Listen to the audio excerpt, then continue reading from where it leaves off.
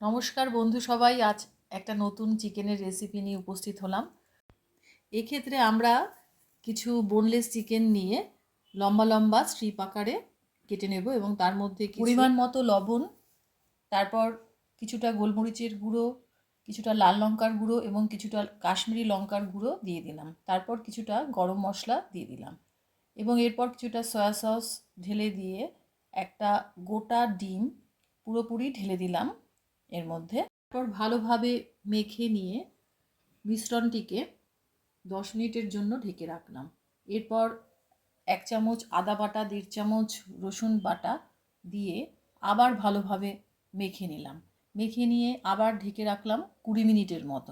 আধ ঘন্টা রাখার পর একটা পাত্রে 1 কাপ ময়দা এবং 1 কাপ কর্নফ্লাওয়ার নিয়ে ভালোভাবে মিশিয়ে তার মধ্যে চিকেন স্ট্রিপগুলো দিয়ে দিলাম। এরপর চিকেন স্ট্রিপগুলোর মধ্যে ভালোভাবে মিশ্রণটিকে মাখিয়ে নিলাম এবং এই অবস্থায় মাখিয়ে নেওয়ার পর একটা বড় ছাঁকনি নিলাম। ছাঁকনির মধ্যে সমস্ত চিকেন স্ট্রিপগুলো তুলে ভালোভাবে চেলে নিলাম যাতে নিচ থেকে সমস্ত অতিরিক্ত ময়দা এবং কর্নফ্লাওয়ারের মিশ্রণটা পড়ে যায়। এরপর কড়াইতে বেশ খানিকটা তেল দিয়ে চিকেন স্ট্রিপগুলো ছেড়ে দিলাম তেলটা গরম হওয়ার পরে। তারপর ভালোভাবে নেড়ে চেড়ে এপিট ওপিট করে সমস্ত চিকেন স্ট্রিপগুলোকে খুব সুন্দর করে ভেজে নিলাম। ভেজে নেওয়ার পরে যখন দেখলাম বেশ লাল মতন হয়ে গেল, মোটামুটি গোল্ডেন ব্রাউন কালার আসলো, তখন সমস্ত চিকেন স্ট্রিপগুলোকে আমি তুলে নিলাম। এইভাবে আপনারাও একটু ট্রাই করে দেখবেন, খুবই ভালো লাগবে।